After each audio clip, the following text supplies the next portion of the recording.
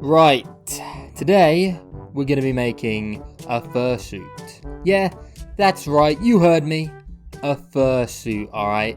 Now, I'm not going to sit here and explain to you what a fursuit is, because I mean, come on, we're all furries here, we all know what they are. So, here we are, I've got this here, this is our character that we're going to be making for our lovely fursuit today.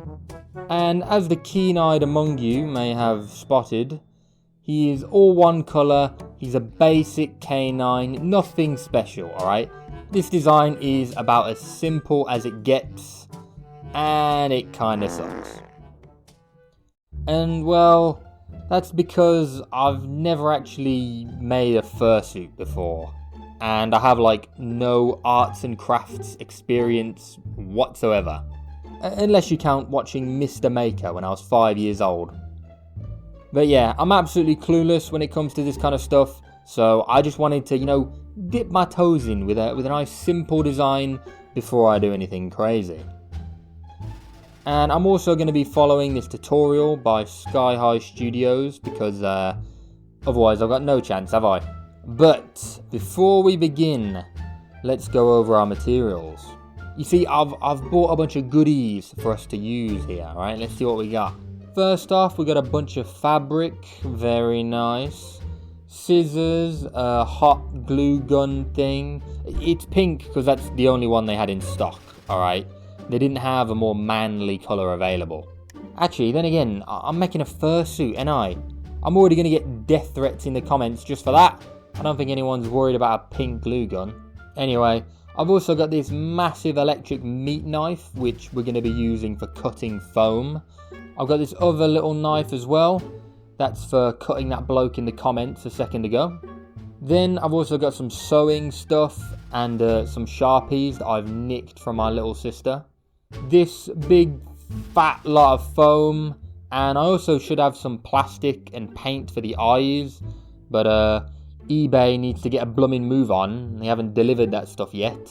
Doesn't matter though at the minute because we've got enough to start with. So, no more jibber jabber. Let's just get on with it. I first started off by making what's called a bucket head base. This is basically what we're going to be sticking a bunch of foam to. This is just our basic head shape. And it looks pretty good, doesn't it? I mean, look at that. That is exactly like the video.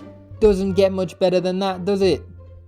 Excuse me, I'm just, celebrating the small victories, because I bet it's going to go way downhill from here. This is just the easy part. Next thing I did was I sawed up a bunch of foam to make all these pieces, which we're eventually going to glue onto our base. So we got his cheeks, the muzzle, eyebrows, whatever, right? It all looks rubbish and blocky at the minute, but that's where the next part comes in.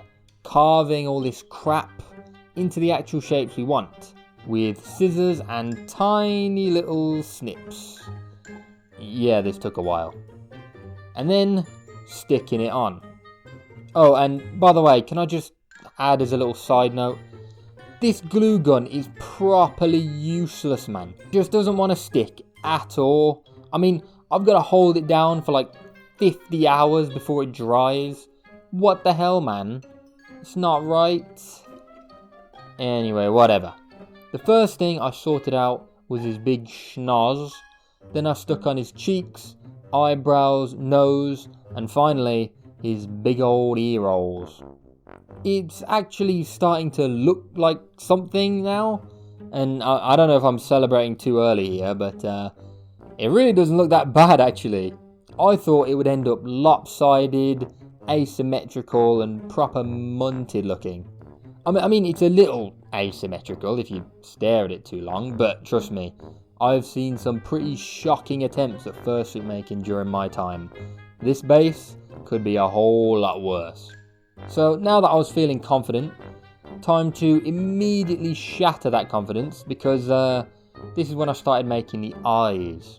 And I had a lot of trouble just trying to get the eyes to be the right shape, I made a bunch of draft versions of the eye shapes out of white foam, and it took me absolutely ages of trial and error to just get the eyes to just look right, you know what I mean?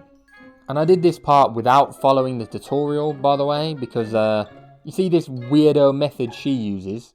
It sucks, man. She makes these really massive eyes and then adds like this black foam or whatever it is in front of it to get the right shape. Except no, because my foam doesn't sit right. I couldn't even get it to sit right no matter how much I cut it. So I've thrown that method out the window because this looks way better. Listen, alright, listen to this. Genius idea. Instead of adding this weirdo extra step with the black foam, just make the eyes the shape you want them in the first place, man. Tell me, why haven't you thought of that? Why haven't you thought of that? I thought you were meant to be the expert, man. Unbelievable. Anyway, now that I've invented this revolutionary new method of just making the eyes the right shape in the first place, the eyes actually look pretty good now. I'm quite happy with it. The next step was making the lining for the inside of the head. So I taped it all up to, make the pattern. No issue, right? That's absolutely fine. But when I went to copy the pattern onto my material, I realised that the pen doesn't show up. Because it's black. It's black material. And I don't have a chalk pen. I also didn't want to order one and wait ages. So instead I just stuck the duct tape to the material and then just cut around it. It doesn't stick very well, so it's kind of scuffed and maybe not 100% accurate, but it's probably alright. Also, I did it on my bed and I've accidentally cut my bed open, so that's nice. And just when I thought I had it all sorted out, I came to a problem. I had to make the neck part, and I can't make the neck part because I don't have one of these mannequin things. I'm not buying that. So instead I used my genius brain to figure out a new strategy. No, not really, I just googled it and found this tutorial. And look at that, absolutely perfect.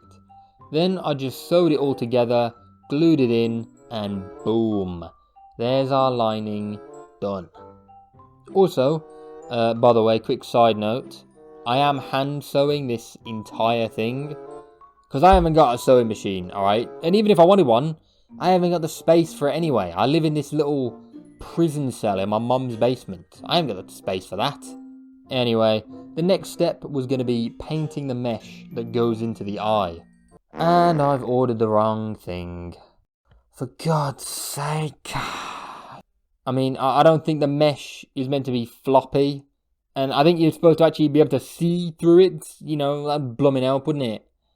My God. Let me order another one. God's sake. 2,000 years later. Alright, finally, here we are. This mesh is actually usable. I even bought it off an Etsy store, marketed specifically as fursuit eyes. So we know we got the right thing this time. So I got to painting. First I painted the back of it black, but it was a shocking job, alright. I've managed to somehow clog up half the damn holes. So to fix my little screw up here, I've gone through and I've poked out every individual hole with a sewing needle. It's definitely not how you're supposed to do it, but hey, it worked. So then I started painting the front, being careful to not clog it up this time. And the first attempt turned out like this. It was kind of bad. See, I wanted to do like a gradient where it goes from lighter colour to darker colour. Because I do have two different blue paints. But then I forgot. Like I literally just forgot and just didn't do it. Luckily, I still had just enough room to do another attempt with the scraps that were left over. So I did it all again, and look at that. Look at that improvement. So much better. I've even added a little sparkle in his eyes this time. Yeah, you like that? It's good, isn't it? So I glued that onto the base, and this is what we're looking like now. It's pretty damn good. It's pretty good. Although the eyes do kind of like stick out a little bit. They don't fit in 100% properly, which, may turn out to be a problem, but let's just pray it's not. The next step is we're going to make a pattern for our fur, alright? So we basically duct tape this whole thing up and then cut the duct tape back off of it, and that's like our shape. Right? We can put that onto some fabric and cut it out. It's like UV unwrapping in Blender. We've got the 2D texture that goes onto the 3D object. Anyway, we've got our pattern all copied out onto the fabric now, and instead of like shaving it while the fur is on the head, I just decided to shave it beforehand, so all that is all sorted. And the next step is just going to be to cut it out and sew it all together. My god, all this hand sewing is going to take forever. So, it started off looking pretty good, but by the time I've actually sewed everything together, it looked like this. His skin is like sagging off his head. Yeah, you know what? I think I'll leave that problem for a bit later. What I also need to do now is make his ear floppy. Because, look, you see this on this reference sheet? Floppy ear, right? We need that. That's important part. So I'm going to go a bit off script here, not following the tutorial. And my plan was just to kind of like, just cut it off and then just kind of let the fabric dangle. And I was kind of scared to commit to it because, I mean, I can't really reverse it. But I just kind of did it, committed, and the fabric doesn't exactly want to flop like I hoped it would. It kind of just sticks up easily, even though there's no foam underneath it. So I've had to hatch a genius scheme, alright, to just put a rock or something in there, you know, so as to weigh it down. Now, obviously, I couldn't just go get a stone, alright? I'd have to go outside to do that. No. Not an option, alright? Being a furry and touching grass, the only thing more unlikely is a furry hater touching grass. So instead, I've just got some pennies and I've slathered them with glue and then just glued them in the ear.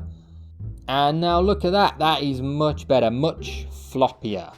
Speaking of floppy, back to this sagging problem. So I've given him the old Homer Simpson treatment and I've glued all his skin back. And voila! He looks good now, doesn't he? So, we're actually on the home stretch now, right? Just a few final touches and then we're done. So, I added some black lines around the eyes, a tongue, this little hair puff, and finally, the neck fur. Whew. He is finally completed.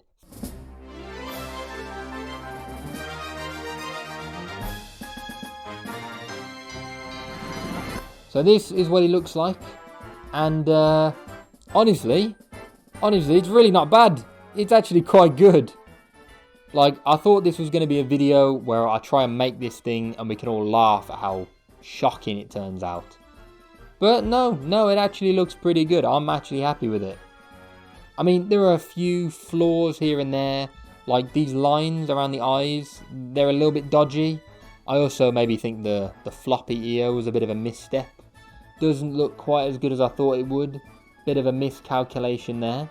But I'm kind of nitpicking with that one. But yeah, all in all, I think I've smashed that. Surely I've smashed that. Especially since, listen to this. I've got a surprise for you. Something I was waiting for to show you at the end. The grand finale. The most incredible, mind-blowing feature of this fursuit. Seriously, alright, you're going to lose it when you see this. Ready? You ready? Boom. Come on. You got to subscribe for that one. You got to admit, it's pretty good. I've learned that one from the master. I've learned it from Freddy Fazbear himself. So, there you go. That was my fursuit making experience. Hit like, hit subscribe, and see ya. Wouldn't want to be ya.